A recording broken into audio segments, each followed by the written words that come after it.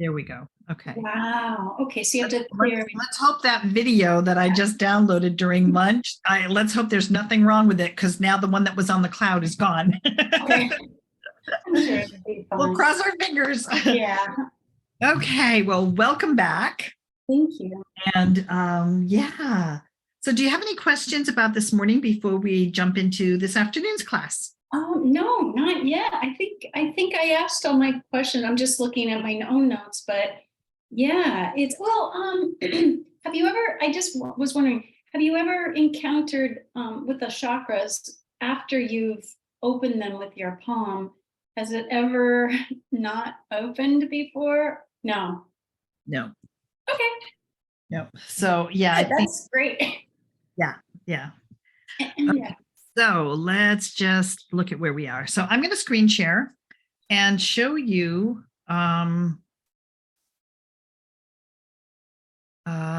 the pictures. I'm going to screen share stuff. Okay. Hang on 1 second. This is what I want to share. Have you ever heard of Kirlian photography? No. Okay. Kirlian photography or cameras can take photographs of energy. So what you are seeing here is a photograph of me standing in front of a Kirlian camera to have my chakras photographed on this particular. Isn't that cool? That's so neat.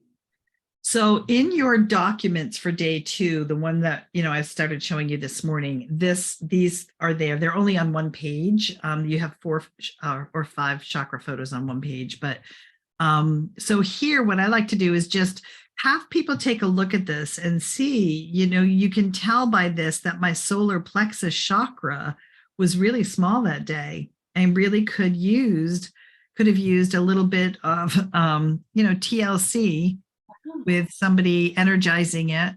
Let me come into full screen here. There. So somebody, could have energized this for me. I could have done it myself, but you can see in here that it's my solar plexus chakra that is the smallest of all of them, followed by my root chakra. And those were the 2 that said no today. Interesting, huh?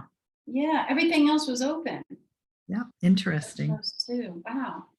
So on this particular day, you can see my root chakra is much bigger. I wasn't doing too bad here, but solar plexus, not solar plexus, sacral chakra and crown chakra seem to be the ones that are least activated on this particular day. And then in this one, you can see that my heart chakra was really small, as was my third eye and my crown. So your chakras are really impacted by everything that's going on around you, how you're feeling, your emotional state of being that day, your mental health that day, just what's going on, your stress levels, and what's going on in your life around you. So our chakras are really going to be shifting constantly with the type of energy that we are receiving and we're giving out. So this is something that you could do on a daily basis, is just check your chakras before you leave your house, And here, my root chakra is almost invisible in this one. Where did you have this? Is this done like? I have these done at metaphysical fairs. Oh, interesting. Yes. Yep. Cool. And then from here, after I show my students the pictures of the chakras, because it's kind of winding up our chakra part of the day, I transition directly into, our aura. Wow. Our aura is an energy field that exists outside of our bodies, and it looks like the shape of an egg. And it also is affected by whatever is going on in our lives around us, what our experience of life is at the moment, mentally, physically, emotionally. So here you can see my my aura was very different colors on different days. And there are people who can read auras and tell you like exactly what's going on here for you. In fact, I'll share an interesting story about this picture here. Mhm. My godmother, who was like a second mother to me, had passed away recently when I went and had these photographs done, or this photograph done. And the man who took the picture said, "Have you lost anyone recently, like on a maternal side of your family?" God. And I said, "Well, my godmother, why?" Oh my goodness. And he said, "There's a hole in your aura right here. And this is on the feminine side of your body. Oh my So God. somebody important to you who is a female has just left your life." And I could tell because there's a hole there. I was like, holy cow. I don't share that with kids, but Right. with my adult classes, I do share that. So you can see how my aura was being impacted by the loss of my second mom, Oh my my god. goodness. Yeah, Wow. pretty cool stuff, huh? Yeah, it's very interesting. Yeah. So, oops, I forgot to let go of that. Or The next time there's a metaphysical fair, I want to get that done too. That looked neat. yeah, it's pretty Or cool. to go to someone. I'm sure you know, I think that there's some magazine called Spirit of Change Yeah. in doing, and I think I could probably find somebody just out of curiosity and also maybe as a model to show the students. Mhm. They're Well, doing. you have permission to use mine. That's why Oh, okay. it's part of your downloaded materials. I mean, nobody Okay. can tell it's me, but also, I'm giving you the rights to share those pictures Oh, with any wow. of your students that you need to. Okay. Thank you. Because it does take a while. Like I had those taken over like a period of 10 years. It takes a while to kind of What? get your little supply of your own personal images done. I mean, because the Kirlian cameras, like, they're not at every metaphysical fair. Oh They're my God. so, over a period of a few years, I had a Oh, half a dozen different ones taken. wow. I didn't realize. Well, thank Yeah. you for letting me. Yeah. So now we're going to talk about dowsing rods and how dowsing rods have a really big part to play in this afternoon's teachings. Are you familiar with dowsing rods at all? Only from the movie Coraline. Do you know the movie Coraline? No. It's What is it's it? an animation, but it's a young girl who's dowsing, looking for water in the ground. But So very similar concept then, except for instead of looking for water with these dowsing rods, which you are going to make in class this afternoon, we help students understand how big their aura is because dowsing rods pick up energy. Mhm. And when it comes to showing our students how large their aura is, that's also telling them how big their personal space is. And that's Oh, huge for people to understand. They have a visual cue now that's going to show them how big their aura is. And this is big. So I'm going to screen share a video I did. All right. So the video I showed you this morning of me checking Eric's chakras. Okay. Yes. Eric and I also did a video of me showing how to see how big his aura is with a pair of dowsing rods, and that video didn't come out. Oh. So I have a video that I created during the pandemic of two kids who live near me, and I took a video of them in a local park checking each other's auras. So I need to find it here. Let me see. Whoops, that's you. Here it is. Nope. I had to download it. Where did it go? Dowsing rods right here. Beautiful park today with Autumn and Willa. We're going to help demonstrate the dowsing rod Can you see? exercise. Yeah. As you can see here, Autumn has a pair of dowsing rods in her hands right now, and when she feels like she's ready, she'll ask Willa to start walking towards her, and when the dowsing rods pick up Willa's aura, they'll cross or they'll open, one or the other. Whenever you're ready. Willa, can you start walking towards me?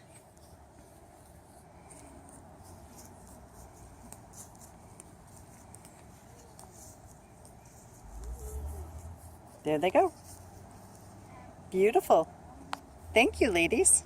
So it's a little hard to see in that video, but what happens is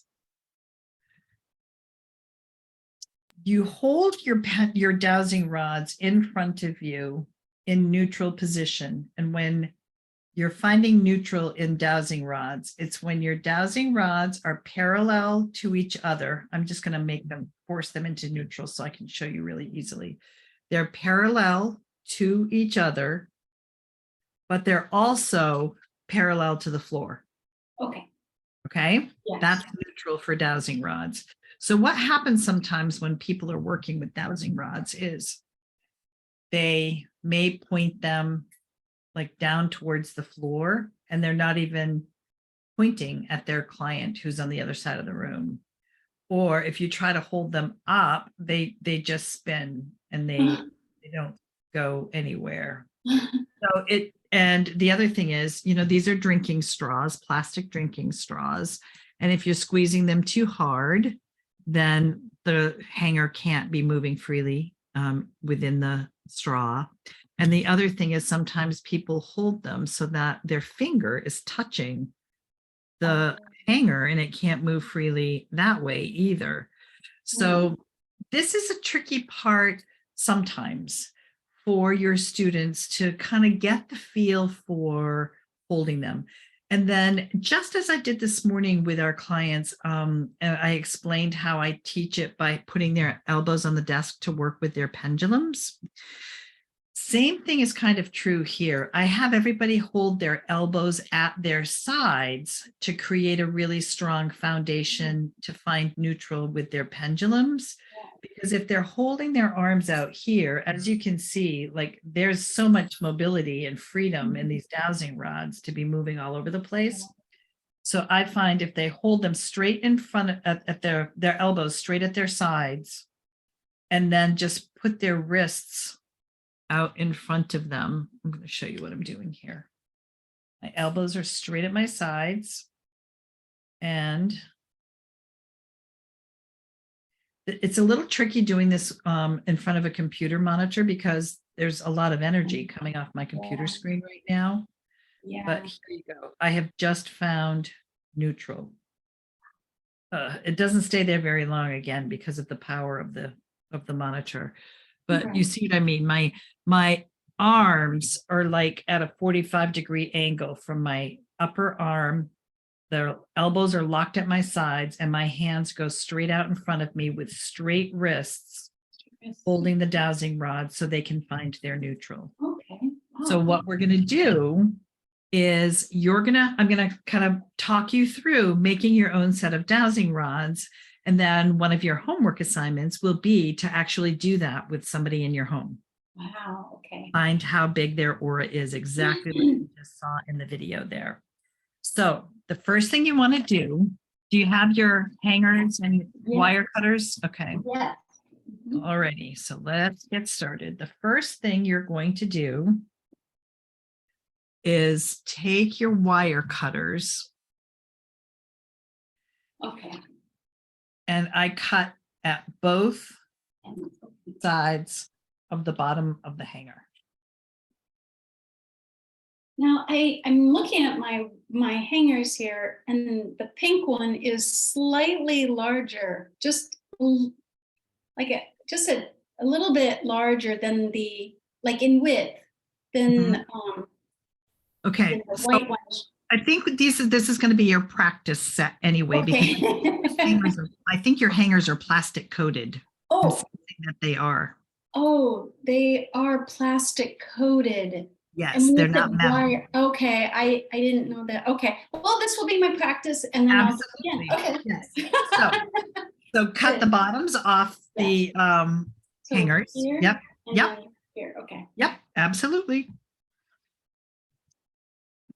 Thank you. Thank goodness for saying this will be my practice one, because that. Yep. I think I dropped something on the floor. Hang on here, sweetie. One. Okay, so they cannot be plastic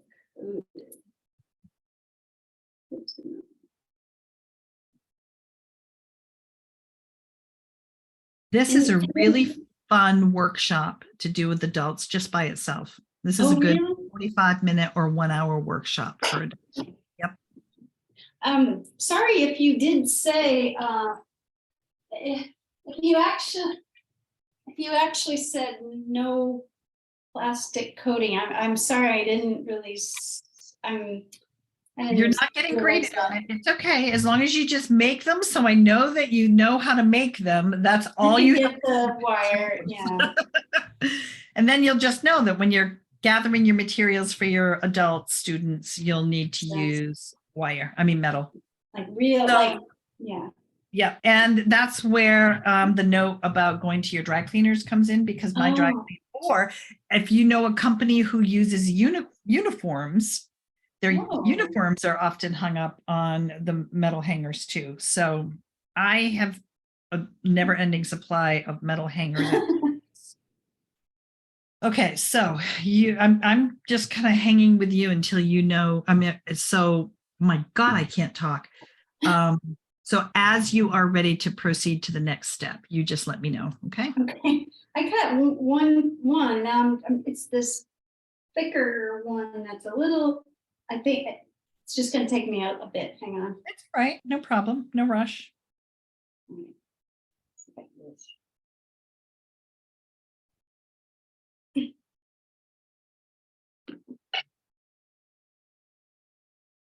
Right.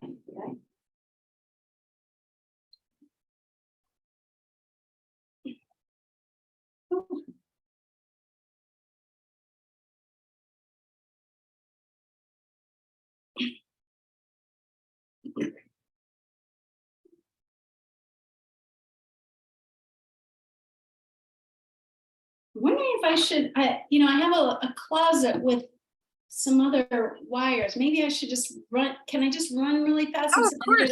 Yeah, I'm going to pause the recording for a second and let me know if you can hear it okay.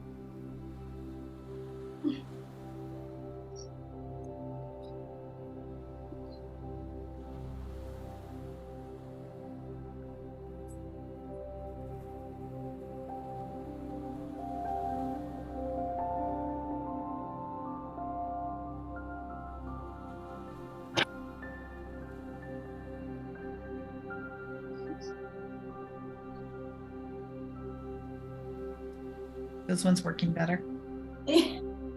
Yeah, I think so. I got a regular wired one here, and this will cut off, but my wire cutter doesn't want to cut it. I found that if I go all the way down into the very Oh. bottom, it helps. Okay. If that helps, it gives you more leverage.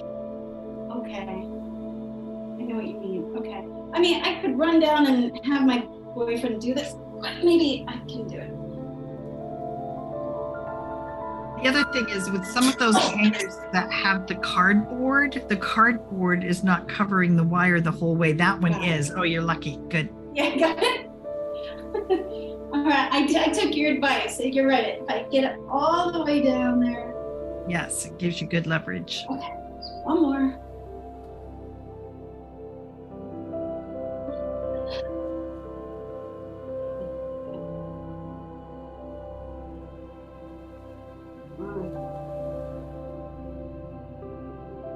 Almost there.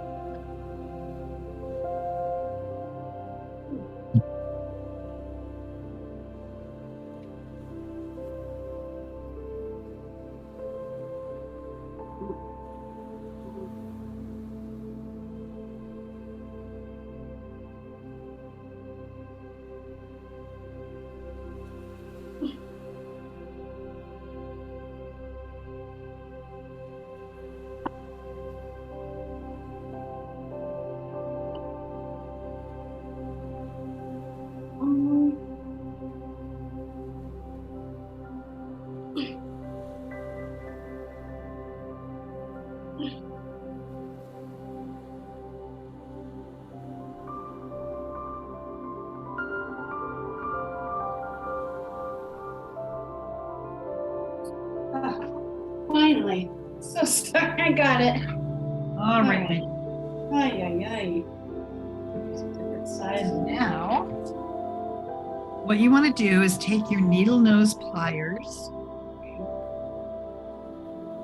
And what we're making, I'm going to show you what this looks like. What we're making right now is the hook on the bottom that's going to prevent the straw from falling off. Okay, so this is one that I have just recently done. So when you do this, what you need to make sure of is I just put the needle nose pliers at the bottom like this. Okay. Hold it really tight. You can't pull from up here and pull down because you'll bend the wire. Dowsing rods need to be straight. Okay. So I put my hand down here like this, and I just use my hand like as leverage to push it down to get as close to a 90-degree angle as I can. Oh, okay. Also, I just I didn't mean 90-degree angle. I was looking at the next step ahead. To get it to curl up. So, I just hold it like that, and then push this so that I'm pushing my hand like all the way down, and it's curling over my pipe cleaner so that I get that shape. Yeah, like a hook. Okay. Yeah, that's all you want. Also, I noticed I'm running into a snag. For some reason, one hanger was bigger than the other. Oh yeah, we'll fix that at the end. I don't have to worry about that. Okay. Nope, not now. At the end, we'll make sure they're the same size. Okay. And there they go. So just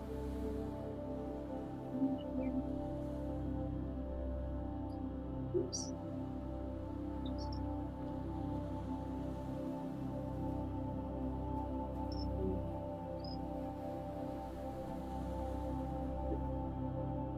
So I'm just gonna got it here. I'm just gonna and just fold it right over so you're making the hook on the bottom.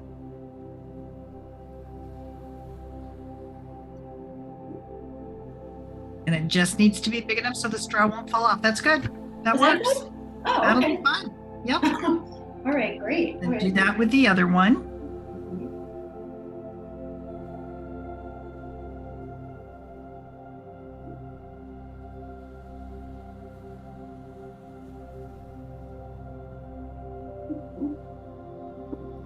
And then you'll take your straw, and just as a teacher's note, oh my gosh, I just spilled straws all over my desk and the chair. I found these compostable straws, which my students and spirit camp teachers tend to really like because they're not plastic. Yeah. I just want to let you know that these are made from renewable plant-based material, and on your supply list that I have in the documents section for you, I have these listed. Great. Okay, so you can use just plain plastic straws, but if you're super eco-friendly and want to not use plastic, you have an alternative. Okay. Thank you. So what I do is I take the straw, and most of the straws that I find have this bendable thing. I only use about like 4 inches of the straw down here. Some spirit camp teachers don't want to waste the top part. They'll use the top part even though it has that bendy thing in it. I don't like to. I just I use 2 straws for each set of dowsing rods, and I throw away this top part. So I cut them so they're like 4 or 5. Yeah, about like that. Yep. Yeah. Okay. Okay, And so go ahead and cut it use there. only one and then cut it in half? Yep. I could do that. Okay. Yep. Considering this is my prototype. Oh. Okay. Okay. So, And then you'll slip it onto the hanger. Absolutely. all right. Yeah. Okay. Okay, now taking one at a time, you're going to take your needle nose pliers again. Oh, I guess I should have used one of the straws. What you're going to do is hold your needle nose pliers just above, about a half an inch above where the straw is on your wire. Oh, okay. And you're just going to do the exact same movement with your hand. Ellen, you're just going to push down on the wire so that it's at a 90-degree angle. Okay. Let me know if you need me to be a little more clear with that. I think I can. Oops.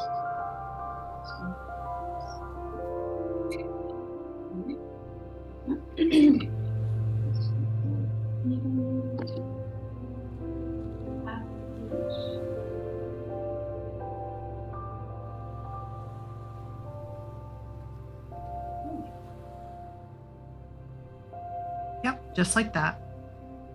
And it's Perfect. about a 30, sorry, a 90 degree. 90-degree angle. And then all I do to check the angle is I pick up a book or something and I do this just to see if it lays flat. If it doesn't, I adjust it either way.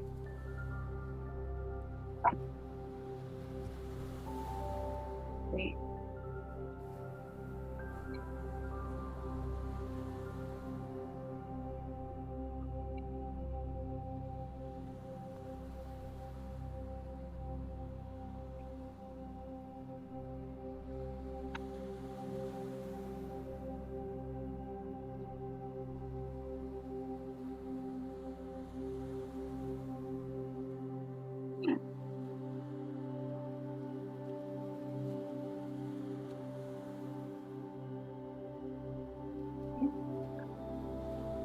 Is that feeling like it's at a 90-degree angle? Yeah, I think. Good. Yep. Okay. And this one.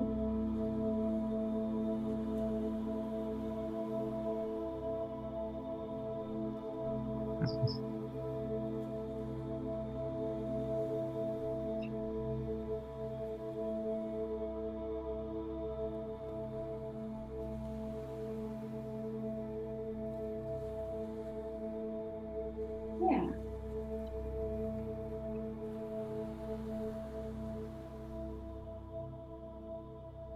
Right, I think this one too, right? Might have a little bit of a bow. Yeah. but- Yeah, you definitely have a little bit of a bow. But then This all was- you do in terms of the different lengths, Ellen, Yeah, is put them together like this. Whichever one's longer, I take my wire cutters and I just trim them so they're the same length. the same, okay. And you might want to trim, you see how the copper one has the tip up at the top? Yeah. You want to cut that off. Cut it off, okay. Okay.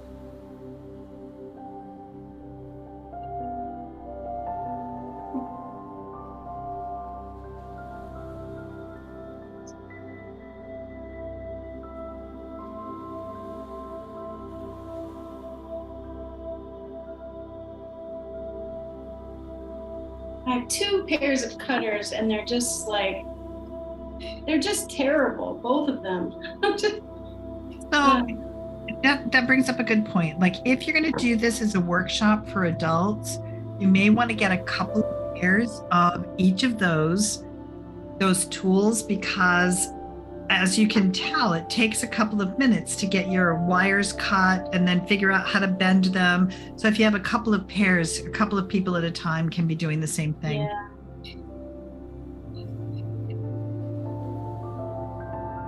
Just,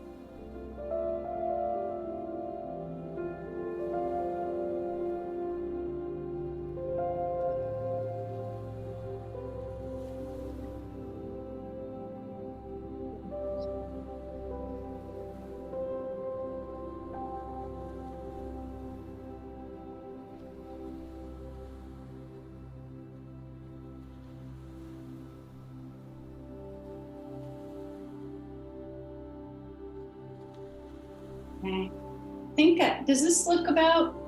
That looks good. Okay. So one Yep, of them I just- is longer than the, sorry. Yep. I just take my wire cutters and clip them to the same size. Just to cut that off, Yep. right? Yeah, make them, they should be the same length, right? Yep.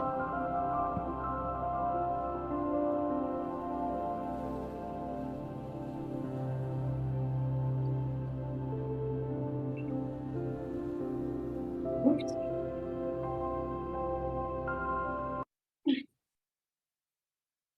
Yeah.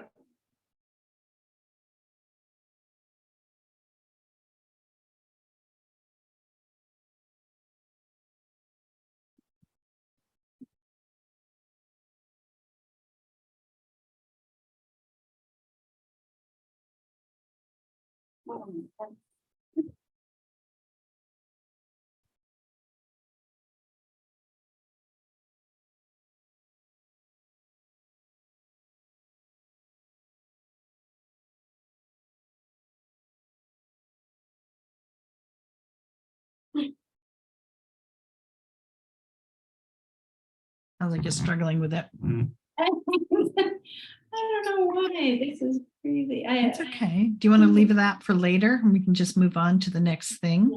Yeah, maybe. Okay, sorry. If That's my okay. boyfriend was there, I could ask him to do it, and I'll do it when yeah.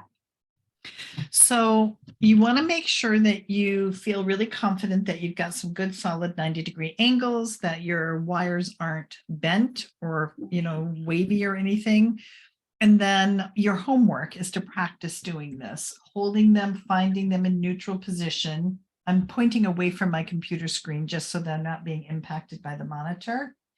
Here, if I turn my computer a little, maybe that'll help so you can see what I'm doing. Okay. So I'm just holding them in neutral position. And you have to talk to them just like your pendulum. Show me neutral. Wow. Now they're showing me neutral. I don't know if you can see it very Yes, well. I can see that. That's amazing. Okay. And then show me what a yes is going to look like. They immediately crossed. Show me neutral. Show me neutral. Okay, now show me what a no is going to look like.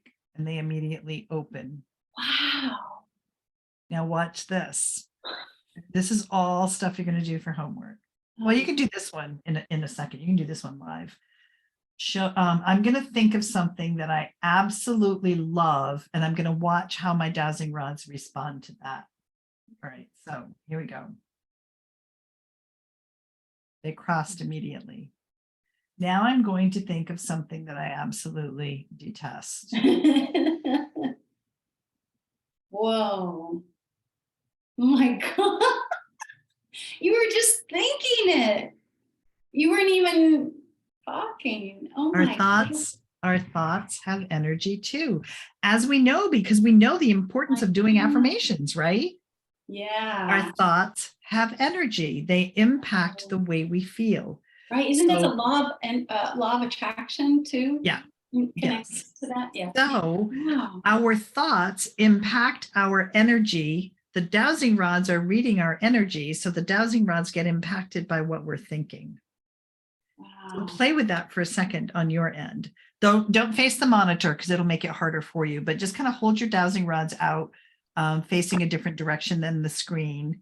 And I'm probably not going to be able to see what you're doing, but just play with that yes and no, and then play with something, thinking about something you love and something that you detest. Okay. Just see what happens. Okay, they're in neutral. Show me yes. Show me a yes. Okay. Okay, so this was weird, and it might have been because they're not exactly the same size yet, but when I asked to show me a yes, this one remained going straight and this one went that way.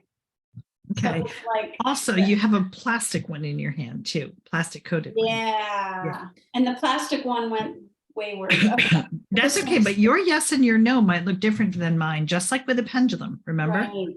But still, I think I get it. It's the same idea. Show me a yes, show me a no. and then think about something I absolutely love, think about something I don't love, and then it's basically testing it and thanking them afterwards. Yes. Okay, I get it. Yes. Oh, also, I just realized, I think I was holding the metal one. I think I accidentally touched, I was holding it like that when I Oh, need. that'll make a difference for sure. Okay, so I'll try it one more time. Okay. Show me neutral, please. Show me what a yes looks like. Wait. Okay, my yes is a cross. They cross. Okay. Like mine was. All right. Neutral, please. Neutral. Show me neutral. Neutral. Show me what a no looks like. What is no? What does a no look like? Wow. They're both going, they're spreading. Okay. Okay. Wow. So no, yes. Also, I wasn't in position. I remember you said I had to be in position. That helped a lot too. Okay, so now I'll try the thinking part. Okay. All right, neutral, please. It's crazy. I love it.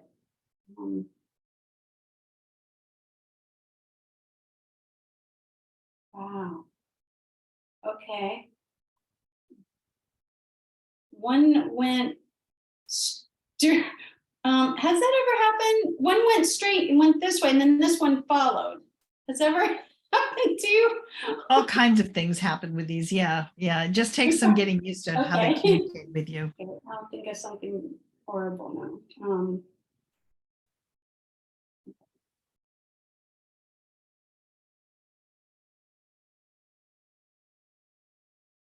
Wow. This is so amazing. It's like it's its own consciousness. It's so weird. Yeah. I just thought of it, and I'm floored. I don't know what to say. So this is yet another tool for you to access your own inner wisdom, as well as sharing with your students. This particular whole teaching day at your Spirit Camp program is so exciting for everyone, because look at how you're being impacted by it. You're like, I can't believe this. I can't believe this. Yeah, it's amazing. I mean, I don't even hear people talk about dowsing rods. Like, it's not real. It is powerful. It is. Yeah. So now let's have another little conversation about dowsing rods and how they can show you how big your personal space is. And that opens up a conversation about, what does it feel like when somebody comes into your personal space and you don't like it? How do you feel that in your body, Ellen? Can you think of? Yeah, like tensing. I tell myself kind of like lean back a little. Okay. You know. And for me, I always get a knot in my solar plexus. That is my way of my higher wisdom saying, something's not right in this situation. Pay attention. You need to, assess the situation. Do you need to, like you do, move back energetically? Do you need to remove yourself from the situation?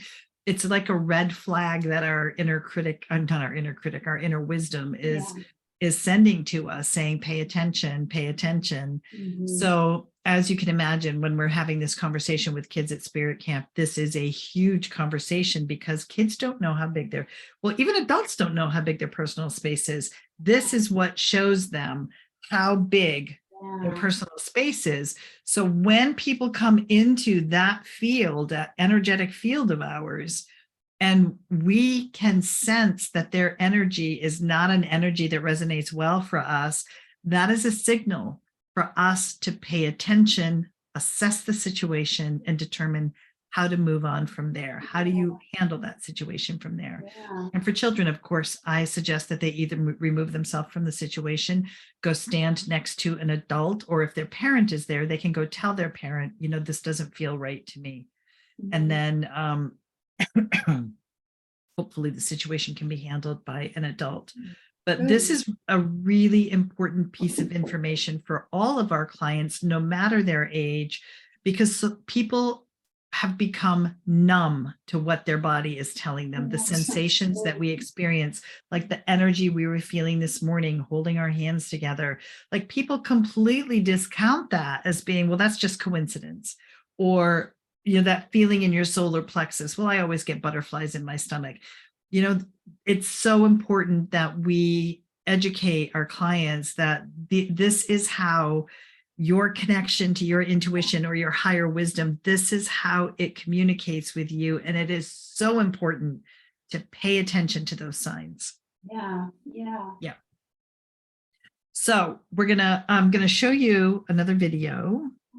While you're pulling that up, I'm just realizing now that maybe some people in the class, this might even be their first time really connecting to their intuition or their higher wisdom. Absolutely, because many of them will not have ever experienced this before. It's a whole new language for them. And that's why you're going to see a lot of, oh my God, this is incredible, or this is like magic, like the kids do, or it really does blow people's minds to see that there are tools that we could be using that our society has just ignored the use of for so long now. And this type of program is what I am hoping will bring this back to the forefront. Yeah, right. Hope so. All right, my dear. So I've got another video I want to share with you here. Can you see this video of me standing there with a pendulum in my hand? Yes. Okay. So Eric and I were did two videos, one with me using a pendulum and one with me using dowsing rods. When I taught Spirit Camp for Kids online during the pandemic, the kids were not going to be having a set of dowsing rods at their homes. So I taught them to use their pendulum, which we made in one of the previous classes, to check their partner's aura. So I'm going to have you watch this. It Okay. is the exact same thing. Your pendulum will let you know when you're coming up to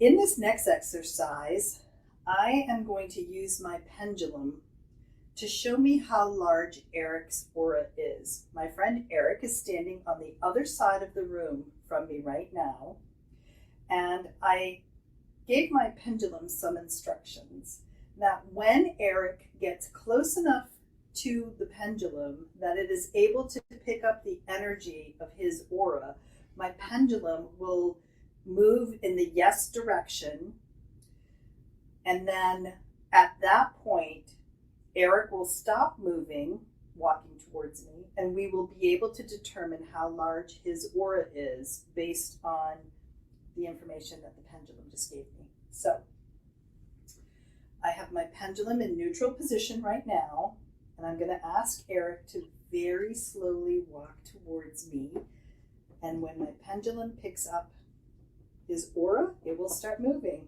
Look, it's already moving.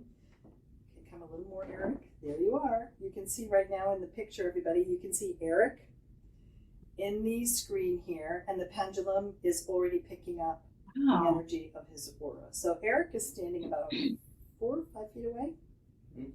So that is how big Eric's aura is. So this pendulum is one of the tools that I like to use to help someone see how large their aura is. The other tool that I use frequently is a pair of dowsing rods. So thank you, Eric, for allowing me to work with your energy this way. Okay. While you were looking at that, I'm trying to find something on Amazon that I promised you I'd fix the link to. And I just saw in my notes from yesterday, I forgot to fix the link. So I was kind of cheating while you were watching that and looking on cool. Amazon to find you a link. Okay, I'm going to keep doing that in a second here. Okay, so, I found what I was looking for. Oh, good. Take your time. Yeah. That's not it. 6 section 1, 2, 3, 4, 12-inch plastic. Yeah. Well, this isn't Chinette, but I'm going to go ahead and share the link with myself in Facebook Messenger, and then I'm going to just copy it into the chat for you. Oh, okay. Okay. Yes.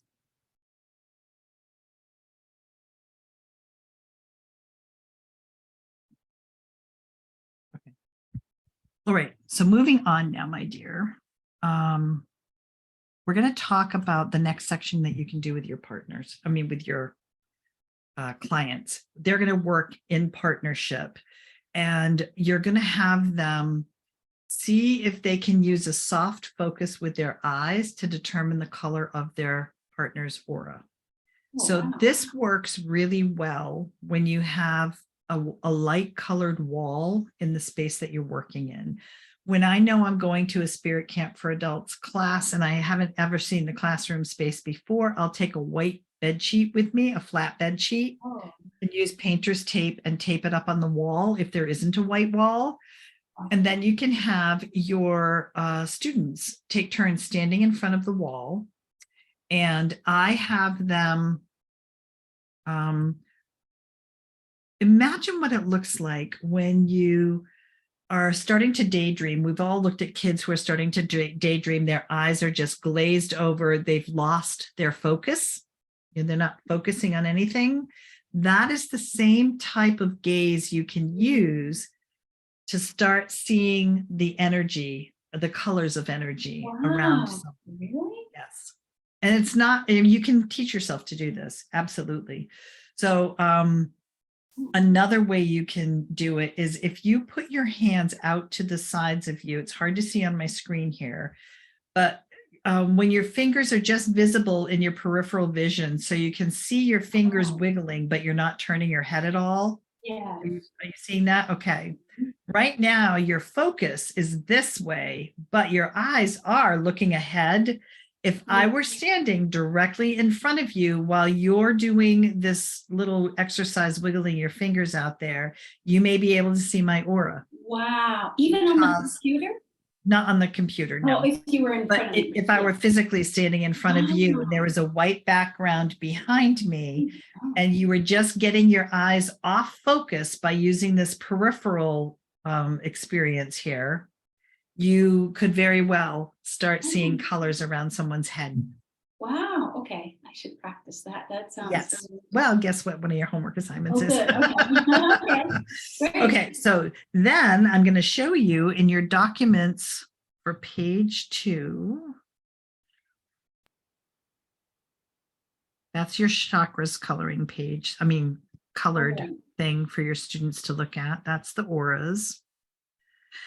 This, my aura coloring page. You print those out, cut them in half, right down the middle there. Everybody gets one. So like each page is good for, you and me as partners. Okay, we each get one. We take turns sitting across from each other. I'm going to take it off screen share now that you've seen the picture. So I have, once people have tried to see each other's auras by standing in front of a light colored background, then they get these coloring pages. They sit facing each other, chair to chair, with a clipboard, with that coloring page and some colored pencils at their disposal. And then you just tell them to use that soft focus gaze again to see if they can pick up the colors of their partner's aura and then color it on that coloring page. Okay. So if they can still see it, they'll color it. You can see the aura lines around here.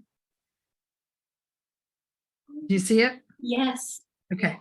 So they might only see yellow right here next to the right side of someone's head. Or they may see, pink all around the whole thing up here.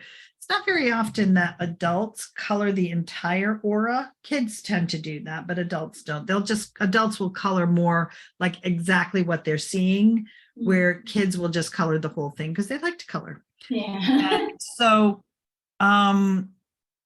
then I have my students write to each other. Like if I were doing this exercise with you, and this is the one that I colored for you, I would write at the top, to Ellen from Ava.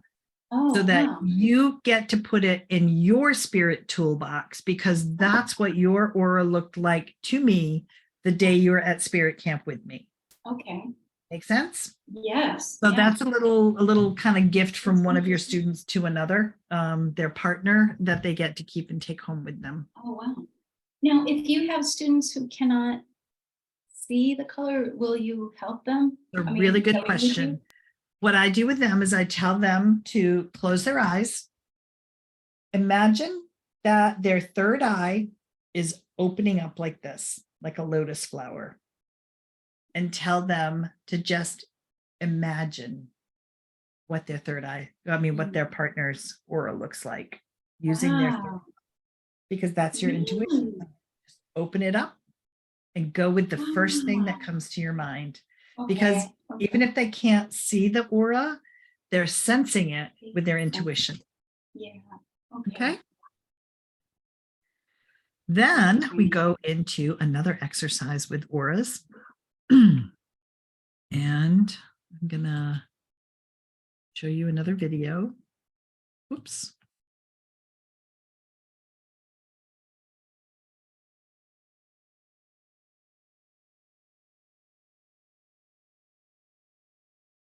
Oh, I think I have the wrong one. Find a comfortable place.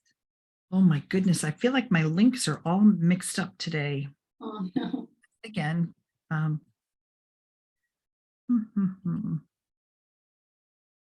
Well, while you're doing that, maybe I'll try to cut this. Yes. Two.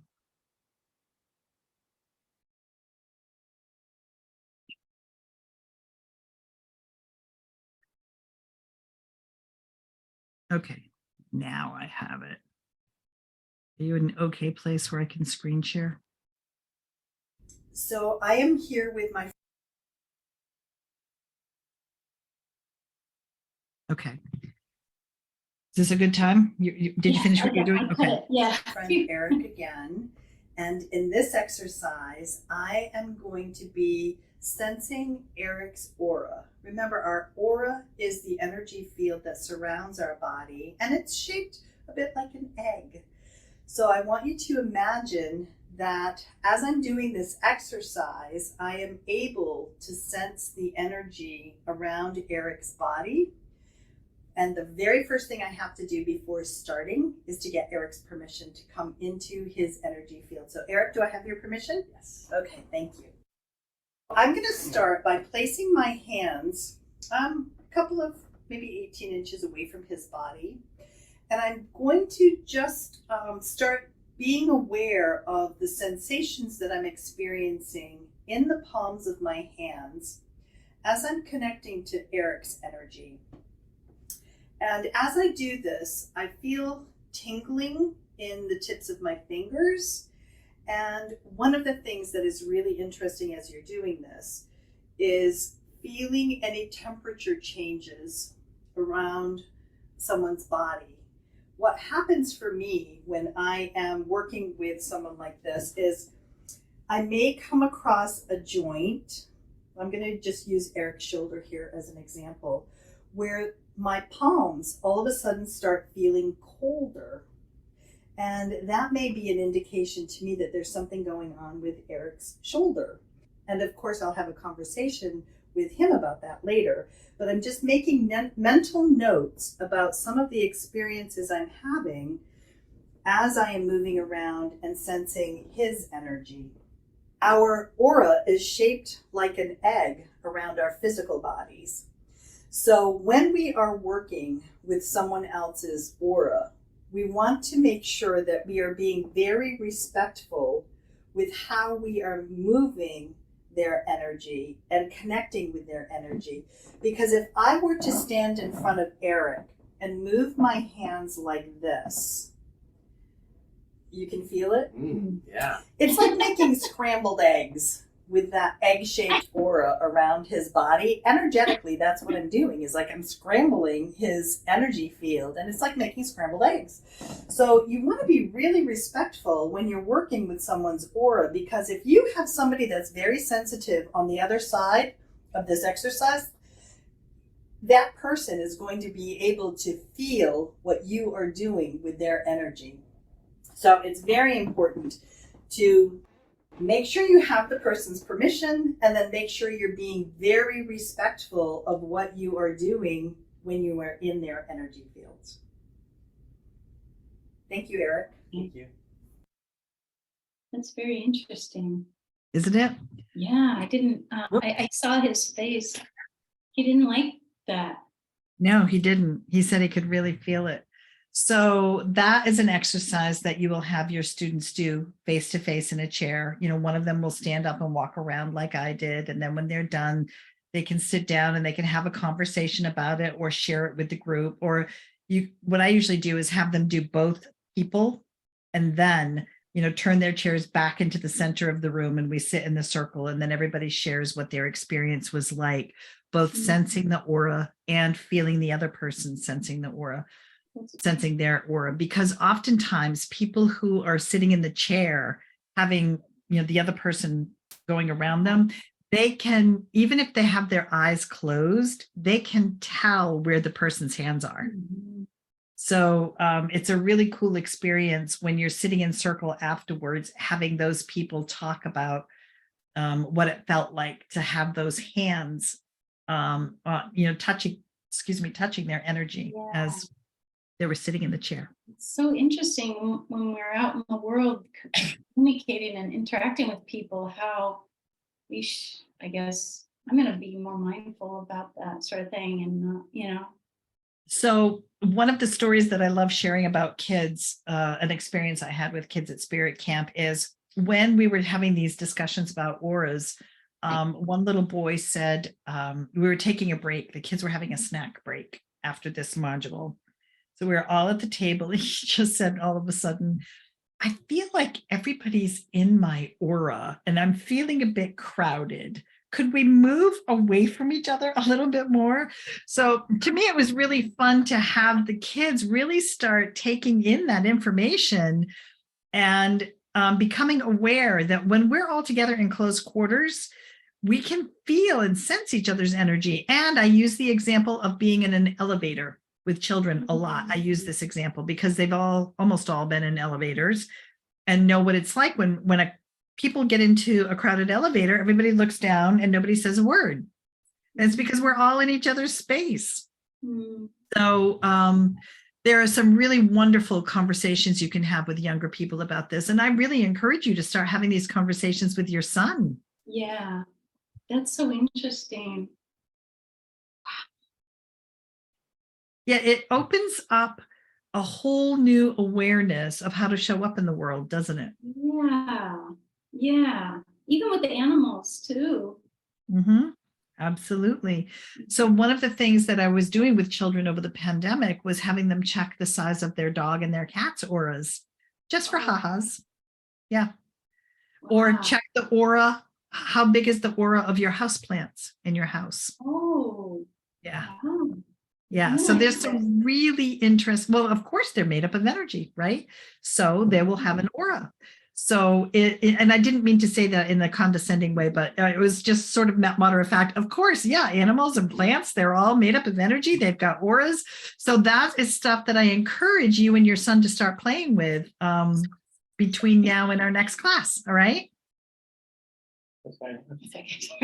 Sorry, was it, I'm okay now. Sorry, Okay. I had to give, they're leaving and I had his credit card. Sorry.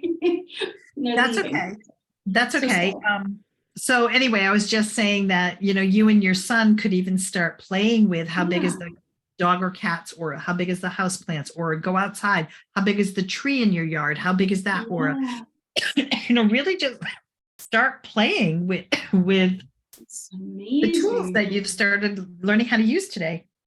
Yeah, and that would be with the pendulum and the dowsing rod, those two. Absolutely. Yep. Wow. Yep. All right. So let me get my notes or take a quick peek here because we have to finish our rattles today too.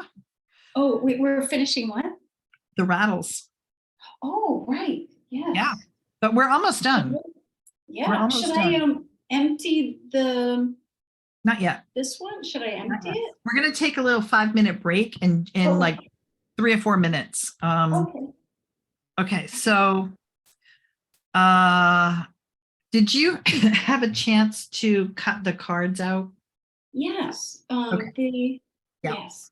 So I'm going to show you or talk you through how you can use these. It's like, for me, it's like a dowsing rods game that I use when I have extra time at Spirit Camp. So one of the things I do is have all of my students have their own little deck of those cards, 1 through 4. I think it's 1 through 4, right?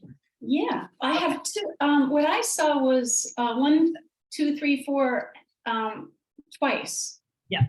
Okay. So each page has 2 little sets. So you give Yeah. each student their own little set of 1, 2, 3, 4 cards. Oh, Then you have them lay them on the floor. Everybody's working by themselves right now. Nobody's in partners. okay. Have them grab a spot somewhere in the floor where they can put the numbered cards down, face down on the floor, mixed up so they don't know which one is where.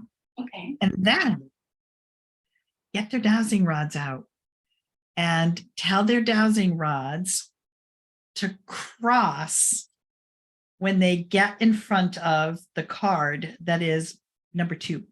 Oh my God. Seriously? Seriously. So they stand, I can't do this facing the monitor because they go Right, crazy. right. But so they'll stand, like, say I'm facing this way right now, and my 1, 2, 3, 4 cards are, mixed up on the floor in front of me. They're all about 2 feet apart. Okay. So my dowsing rods have space in between each of them.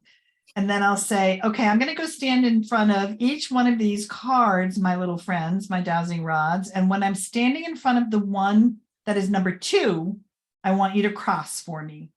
So then I just go over and I stand in front of one of the cards and it might not move. I'll stand in front of another one. It might not move. As soon as I stand in front of the number 2 card, they're going to cross. Is what happening, the dowsing rod picking up on your energy of a yes? And the energy I of the, don't know which one it is. no, they're picking up on the energy of the card. Of the card or of its own knowledge? Yeah, I guess. It doesn't know where it is either. It's picking up the energy of the card.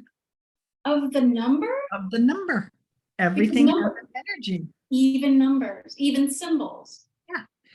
So this is a really fun game for your students. So when you have time on Energy Day, you give them their little cards. And of course, everybody is making their own dowsing rods at Spirit Camp for Adults. They each get to take home numbers 1 through 4. And then I tell people, if you lose any of your cards or they get beat up, use a deck of playing cards and just use these to 4. Or any cards, it doesn't really matter as long as you know which ones you're using. So you can ask your dowsing rods to find them, but decks of cards work well too. So this is where you get to play with working with energy. And this keeps it really fun and playful for your students. Yeah. And then this is the other thing I do. We play Lost and Found. I have, my company's Black Jaguar, dancing. Yeah. So I have a Black Jaguar that I take to the class with me. I tell everyone to go out in the hall for a minute. I hide him, and one at a time, I have them come in with their dowsing rods, and they ask their dowsing rods to find the Black Jaguar. So. And they always find it. Well, not always, no, but some of them do. Okay. So they may look at the wall in front of them and say, is the Black Jaguar hiding someplace along this wall? And they might get a no. Then go to this wall. Is the Black Jaguar hiding somewhere on this wall? They say it's a yes. Then they can go, is the Black Jaguar hiding someplace on this wall above my waist level? Oh, wow. Is the Jaguar hiding on this wall somewhere below my waist level? Yes. So just through process of elimination, you can start playing guessing games with this. Wow. So there is this beautiful story I love to tell about a 5-year-old child who went to Spirit Camp, learned how to use dowsing rods. This was one of my first Spirit camps. So kids got to take their dowsing rods home with them. Now they don't, because I work with too many kids and I'd be mass produced. I need a factory to mass produce them for how many kids I work with now. Yeah. But so this little girl had her dowsing rods at home. And one day she and her mom were late leaving the house because her mom couldn't find her car keys. And her 5-year-old daughter said, Mom, I know how to find them. And she went and she got her dowsing rods because we played this game of hide and seek with the Black Jaguar at Spirit Camp. So she went and got her dowsing rods and she found her mom's car keys. God, So, I'm blown away. hmm? I'm just blown away. Yeah, this is really cool stuff, isn't it? Yeah, I mean, do they sell actual like dowsing rods like online, or can you Yes. actually buy them? Oh, Or yes, yes. I mean, you'll pay a lot more for them, of course, Oh, because yeah, but yes, you can buy them online. I mean, there must be, this must be a whole, like, just as tarot and astrology and Yes. like just dowsing. Yes, it is. It's a whole field Okay. unto itself. That's Ah. why people love coming to Spirit Camp for adults, because there are so many tastes of things that they get to experience that they then get to go home and say, okay, the part about gemstones on chakras, I want to do some more. I want to learn more about gemstone healing. Then they have a direction to go because they've experienced so many different parts of the metaphysical world and spiritual concepts when they're doing this program. So if somebody really was wowed by the dowsing rods, then they know that's the next course they're going to take, because they did have a snippet of it at Spirit Camp and they just fell in love with it. Amazing. So there's so much value to this program because there's so much in it, but it's just little pieces that people get to experience that give them, over the course of 5 days, a huge body of work to pull from, to move forward with. So unique. That's what's so unique about the program. Yeah. Yeah, it's pretty cool. I wish I could take credit for it, but if you know the story, it came through. You know the story about my brain injury? I mean, it came through like in a download. Yeah. I just took it and ran with it as I was asked to do. Mm-hmm. All right, my dear, let's take a break and then we will come back with rattles, something to dump the sand into. You need the dried beans and maybe scissors. That's it. Okay. Should I, during my break, should I just dump the sand into a bag or some container? Yeah, we're going to do that first thing, so you can do it on your break for sure. Okay, I can do it. Yeah. Right. Okay. So thank you. Okay. You in 5 minutes. Yeah. It's just, I mean, I don't know. I'm just, I like this dowsing thing is so interesting. Like, I just don't hear much of it. Mm-hmm. And, I mean, I think I may have heard people use dowsing rods to, maybe to, maybe there's some energy from the earth, that there are certain energy points on ley lines and vortices. Yes. That's different energy lines in the earth. So here while we're talking, I'm going to dump the sand from my rattle back into the plastic bag, because I do so many of these. I just keep recycling everything. So it's going back in the bag that it came from.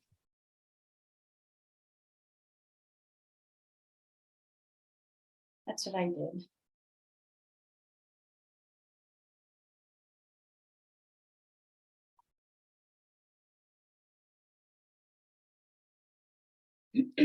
Even a week later, sometimes I discover if there's still sand falling out of this. Yeah. It works its way out eventually. Really interesting. And then do we put the beans right into it? Yep. Yep. Okay. And I mean, if you want to re-soak this, we don't have to do the entire finishing of the process. Okay. But we can talk our way through it. Okay. Okay. So what I would do what did I do with my beans? Oh, my beans are like 5 feet away, but you get the idea. Yeah. You see the process. So the beans just go inside. Mm-hmm.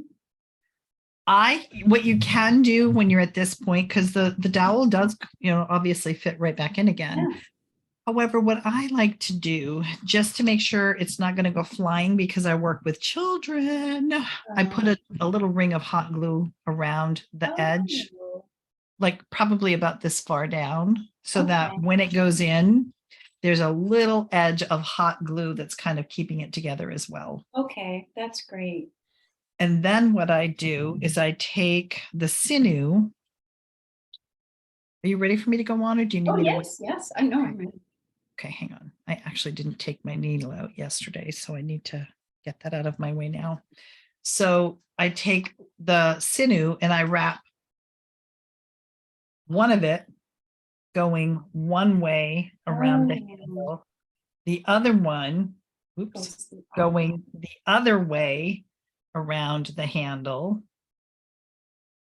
And then I just tie them in a knot really, really tight. Yes, okay. And then that's when I use a piece of rawhide or strap or something to kind of cover this up and make it look more decorative, and perhaps, have a piece of that rawhide strap like we had from the Yeah. pouch yesterday, Yes, and then have some beads and feathers hanging down from it. okay. And then you have an opportunity to paint it with either fine point Sharpies or acrylic paint. I mean, you could use anything. As an adult, I'm sure you have Yeah, plenty of supplies. yeah.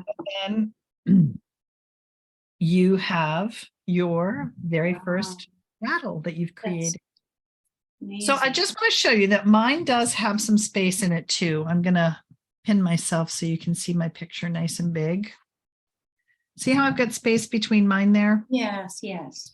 I'm not going to make a big deal out of this just because I have so many rattles, but I mean, if I used super glue, I want to show you something. This is still pretty pliable. Oh, yeah, yeah, mine Probably too. could use super glue, not hot glue, because the other one I used the hot glue on and you could see it. Yeah, yeah. But I think I might try after our class today a little tiny bit of super glue and then use a binder clip or like a chip clip, Yeah, from my yeah. kitchen, and Yes. just see if it drives better if I use a little tiny piece or a little strip of super glue in there. Yeah, that's a great idea. I'm gonna do that too.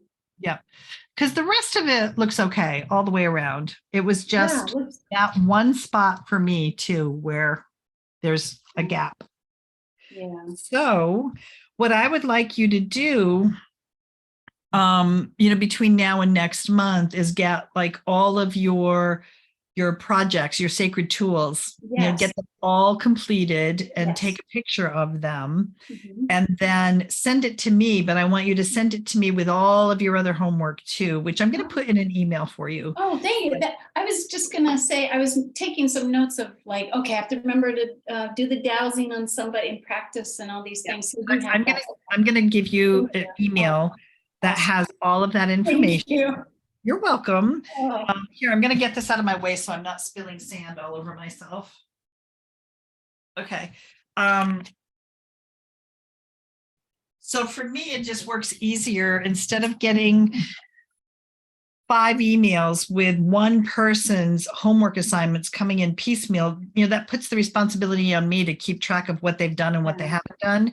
Just do all of your homework yeah. and take a picture of it and of the project stuff. Send me the picture with description of the paragraph you wrote of what it felt like sensing somebody's aura. Yeah. Then a description of what it was like trying to see your partner's aura.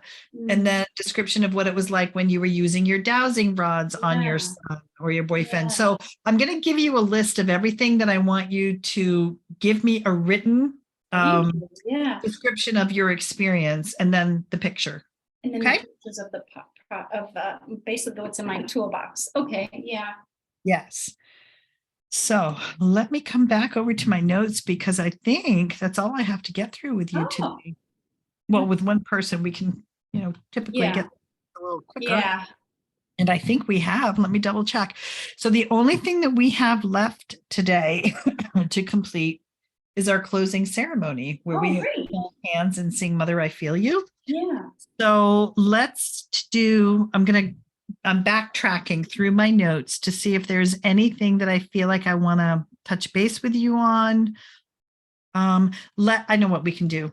I'm going to screen share again, and we're going to go into day two curriculum. Can you see the day two Oh, yes. curriculum? I actually have a print. I printed it out so you wouldn't have to share, but I can. Oh yeah, I see it. Okay. So let's just go through here and you tell me if there's anything in here you want me to go over in any more detail with you. And if not, we'll close our day out. Okay. So you have your, as participants arrive, invite them to add things on the altar and under the altar. Okay. We didn't talk about this. At the end of the day, you have little pieces of paper underneath the altar that people have placed there. They are invited at the end of the program that day to either take the pieces of paper back, or as the instructor, that becomes your responsibility for safekeeping, because those are things that have been in sacred space all day. So what I usually do is take them, and if I'm able to, I'll just burn them in a little smudge pot or something. But if they're on like big pieces of paper, I'll rip them up really small and perhaps flush them down the water, or just say a blessing to them and throw them away. But they're things that you want to treat in a sacred way because they have been part of the altar all day. But whatever is left over underneath the altar, you are responsible for handling in a sacred way and disposing of it. And did you say what are some other way, would burning them or putting them like in a river or something, like what are some ways to do that? I don't like putting them in a river just because I don't want to because litter. It's paper. Yeah. Right. Yeah. I'm just thinking of candling, like when you burn a candle, they say at the very end, throw it in a river or so. I've seen that, but did you say put it down the toilet? Yeah. Yeah, I have water, release it and take it away. So what I do, you froze for me again. Oh, you're back. Okay. Is I'll just take, especially if they're small pieces of paper, like I might tell people when they come to class that, you can even kind of preset this if you want to. You could have little pieces of paper. Oh, yeah. Like this big. And you could say, okay, everybody, I've got about half a dozen or, a dozen little pieces of paper up here near the altar. If you have anyone that you would like to place their name under the altar, if you have their permission, you may come take a piece of paper and write their name and slip it under the altar. That way you have kind of control over how big the pieces are that you're going to have to dispose of later. And so when it's something that's really small like this, I'll just rip it up into like really tiny pieces like this. If I can't have a fire at the facility that I'm at, I'll make sure they're just super tiny little things and flush down the paper. Okay. And burning is okay because that's not disrespectful or anything. No, that's the release of the energy. That's the release. Okay, so that's something I could do too. Okay. Yeah. Sorry about that. Yeah. Yeah, as long as you have a safe way to be able to have the fire. Absolutely. Yeah. Okay. Yeah. Okay. All right, that's good. We had that conversation. All right, so let's go on to the fact that on day 2, your students still will not have their rattle if you're doing it in a weekend like we just did. If you're doing it one day a month, they will have completed their rattle on their own, probably. So they'll have their rattle for day 2. So depending on how you're teaching this program, you may have to still supply your students with a rattle for the invocation on day 2. Does that make sense? Yes. Okay. That makes All sense. right. Then we've got the check-in with everyone, talking about dreams, discussing energy. This whole conversation about energy that we had, all of this here, I was literally following this script. It was on the side of my screen while I was talking to you. Yeah. So I did all of this exactly like it's written here so that you could experience it the way your students will be experiencing it. Okay. That's so helpful. Jeez. Yeah.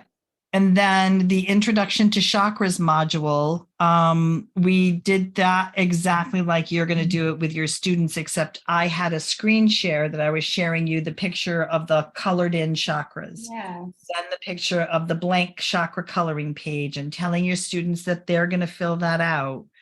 And then once they filled it out, I already showed you the document from Yeah. your page 2 stuff. You're going to have this, and you're Mhm. going to tell them to print that on one side of their chakras, print this on the other side of their chakras. Then hand out the chakra stone bags All right. and have them, describe, each stone, what they're called, that the little piece of paper inside is like a Yeah. really important piece of paper for them to keep track of. Then have them match up all of the stones to the chakras, make sure they're getting the reds and the yellows all set. And then we're going to put those away. And at that point, I usually take a bathroom break. That's exactly where we took a bathroom break. And then we start fresh with the pendulums when we get back from the bathroom break. Okay. Yes. So then we had the whole lesson on programming a pendulum, getting it to say yes and no, and then learning how to check a partner's chakras using the pendulum and the chakra stones. So we did this, our Zoom version of it first, so we could do it with each other. Yeah. And then I showed you how you're actually going to be teaching your students to do it when you're in the classroom face to face with them. Yeah. Okay. Making Yes. Totally. Yes. Okay. So then we're going to go on from there. We had our break and we didn't do a break right there. I guess in your classroom, your time schedule is yours. Yeah. It says take a break there, but we discussed this yesterday. You go with the rhythm and the flow of your class and break when it feels right. Then we did the chakra meditation, and then we shared the chakra PDF document. Okay. Mhm. And then, when you're doing the chakra meditation, you could, I think I have it written down in your notes, so you could actually read it to your students yourself. But most of my spirit camp teachers have said, I really like your voice. I want to use the recording of you saying it, Oh, but you have that option as well if you Yeah. want to read it to your students. Okay. Great. All right. Then we come to after lunch, we do the whole section on auras. Yes. And then I start by showing the pictures of the chakras. That kind of ends the chakra part of the day. I don't really like to introduce the Kirlian photographs before we break for lunch because the whole Kirlian photograph thing fits really well as a way to introduce auras in the second half of the day. So I just keep the chakra pictures and the explanation of the Kirlian photography. I just keep that all together with the end of the chakra stuff and the beginning of the aura stuff. Okay. Yes. All right. So then I introduce my dowsing rods and show how I can test the size of your aura. If we were in the classroom together, I would use you as my demonstrator and show how big your aura is. And then we have that discussion about personal space. We had that little conversation already. Then with your adults, you'll send them all off to their workstations and do exactly what I did, show you how to create them using the wire cutters and the needle nose pliers and the straws. Yes. And then here's the something you love, something that you don't love.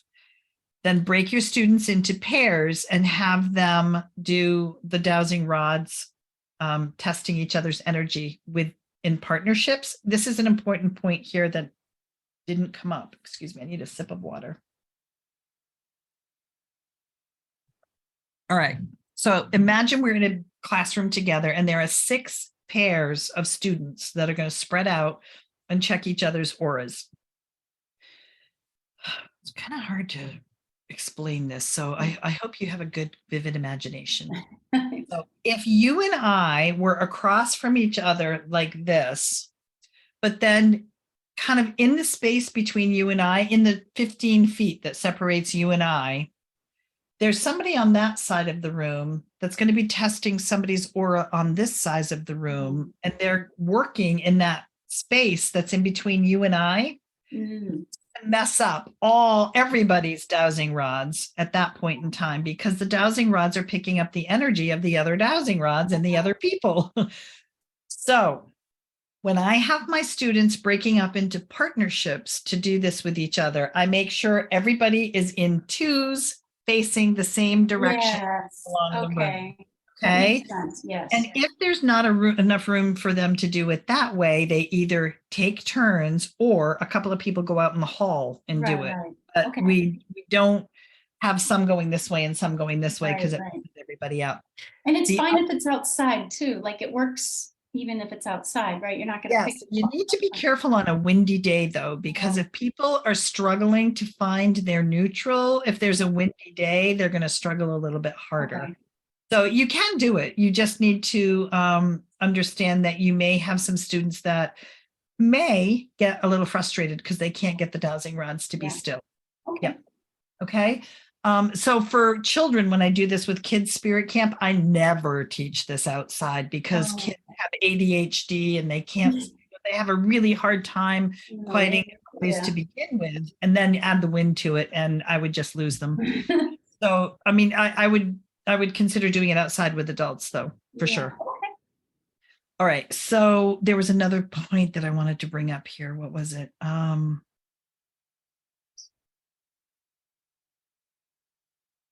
Can't remember. Is it about the time when, if there's time, we could play this game?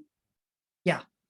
Oh, you want us to play that game? Oh, no, I'm saying, if I were to, would this be the time to play this game if we had time? Meaning not you and I, but my future class. I'm going to teach that at the end of the day. So we're You going would to do that at the end. Yeah. Ah, okay. Yeah, yeah. Okay.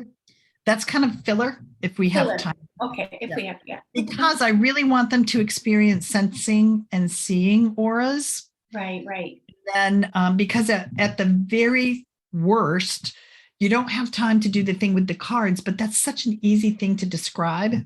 Put the Yeah. cards upside down on your floor in your living room, and you just describe it to them. They can go home and recreate it.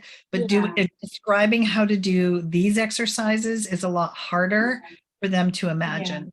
So just for me anyway, I feel like the meat is really right here with this, and then that's the playful part that they can do at home. Okay. Okay, so the coloring of the aura, this is the coloring pages that I showed you that you've got in your little download kit. Massaging a partner's aura, that's the scrambled eggs thing that you saw me do with Rick. And then we can get into fun with dowsing rods, playing with the cards, or if you're doing your day 1 and day 2 of spirit camp back to back, this is when you would bring out part 2 to do the rattles like you and I just did. Yeah. Okay. Yeah. So I mean, does that make sense? Yeah, totally. Okay, got it. So if you're day 1 and day 2 are a month apart, people's rattles will be done. So you've got plenty of time for fun with dowsing rods. Wow, this is great. Okay. And then dowsing to identify an item. I mean, that's probably, let me see. Oh no, that's the cards thing. Oh, that's it. Okay. That's the cards. Yep. So, my gosh, honey, I think we made it through. Let me see. Alternative or addition to coloring a partner's aura. Oh, this is where I describe putting a sheet over a wall and then having everyone sit in front of the wall and take turns looking at each other's aura. Yeah. Okay. Essentials and the essential oils and gemstones. There are let me see if I can talk here. Essential oil kits that are for the chakras. So what you can do is, if you're somebody who works with essential oils, like it's really expensive to do this module if you don't already own a whole bunch of essential oils, because I was given a set of chakra essential oils to create this module with, and it was like $185 for that essential oil set. That was just for the oils. Then if you do this set with your students, you need to get the little 5 milliliter or 10 milliliter bottles. You need to have the fractionated coconut oil. There's a lot. This is an expensive module. So I put it in here for the Spirit Camp for Adults teachers as just an add-on if you are somebody who has essential oils in your inventory and you are happy, how did I get my hand put up there? I didn't even notice it up there. Did I didn't just? notice that. Okay, so where is that over Yeah, here? that is weird. I saw that just now, like, oh, yeah, that's when you want to raise your hand or something. Is that? Yeah, I don't even know how I did that. I mean, I'm sitting here talking with my hands. Maybe Zoom just went, oh, she wants to raise her hand. um, I don't That's even know. okay. I mean, Okay, all right. So, but yeah, that's a good point about the essential oils. It is a little expensive, but that is good to know that they have, you know, chakra. yes, Yeah. yes. I think So I've when I do those, Ellen, what I do is I have people close their eyes and just imagine using their third eye, have them really intuit which of their chakras would they like to give more support to through the use of an essential oil. And then they can choose that. And then, do you know what gemstone chips are? what are they called? Gemstone chips. No, I don't think so. Okay, hang on, I'm going to show you.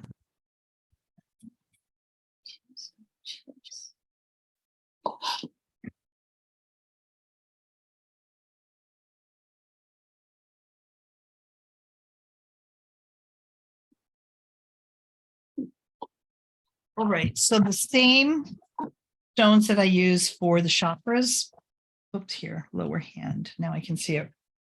I have those same stones in little teeny tiny gemstone chips. Oh, This is a wow. citrine, tiny little thing, Interesting. teeny tiny. Okay.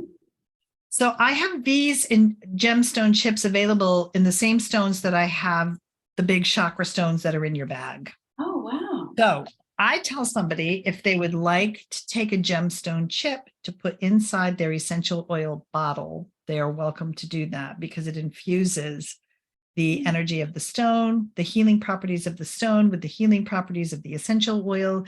And I tell them that they don't have to use the same chakra for both. Like, here's a really good example. In the Spirit Camp for Kids, there's a book that I read to kids, about chakras and some of the gemstones. It's really way too childish for adults, but in that book, the gemstone tiger eye is related to courage. So I have some tiger eye gemstone chips. When I teach this little essential oil module in Spirit Camp for Kids, the kids pick their essential oil that they want for whatever chakra they want. 90% of the children will take the tiger eye gemstone chip to put into their essential oil because they want to feel courageous and brave. Mm.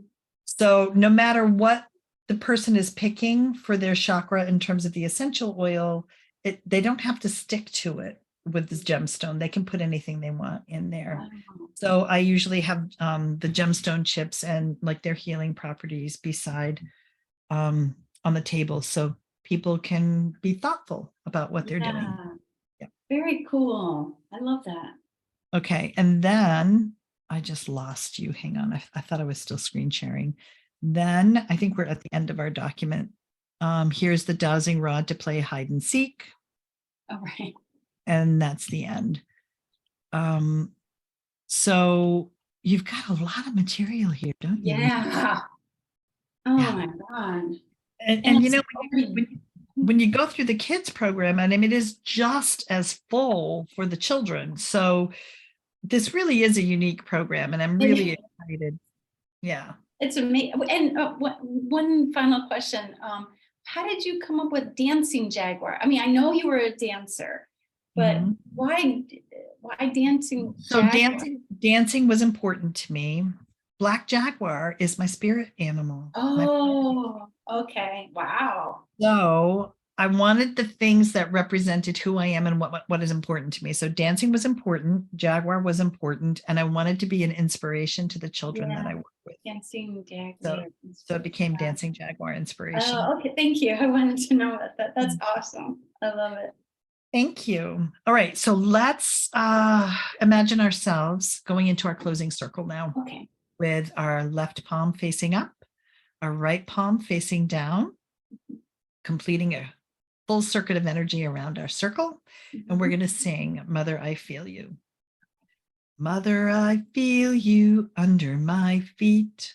Mother, I hear your heart beat. Mother, I feel you under my feet. Mother, I hear your heart beat. Hey ya, hey ya, hey ya, hey ya, hey ya, hey yo. Hey ya, hey ya, hey ya, hey ya, hey yo. Hey ya, hey ya, hey ya, hey ya, hey ya, hey yo. Hey ya, hey ya, hey ya, hey ya, hey yo. And before we close our circle today, let's remember to thank all the spirits who have been here with us, loving us, guiding us, protecting us, and nurturing us, and ask them to continue doing so until we are safely back together again for another day of Spirit Camp. Thank you. Thank you. Thank you very much. It has Thank been you. such a fun weekend. I know, it's been awesome. I loved it. And will the other person join us maybe, or will it just be? I'll send her an email. I'm not really sure. It could be just us, but are you okay with that if it is? Oh, totally love it. I Okay. just, yeah, I mean, I was just curious. That's it. Well, until then, I hope you have a good rest of your month. And then I guess, will you email me you said a list of my homework assignments? Yes. Thank you. You're welcome, my dear. I will I'm talk to thinking you be later. busy. See you later. Bye. All right, sweetie. Bye-bye.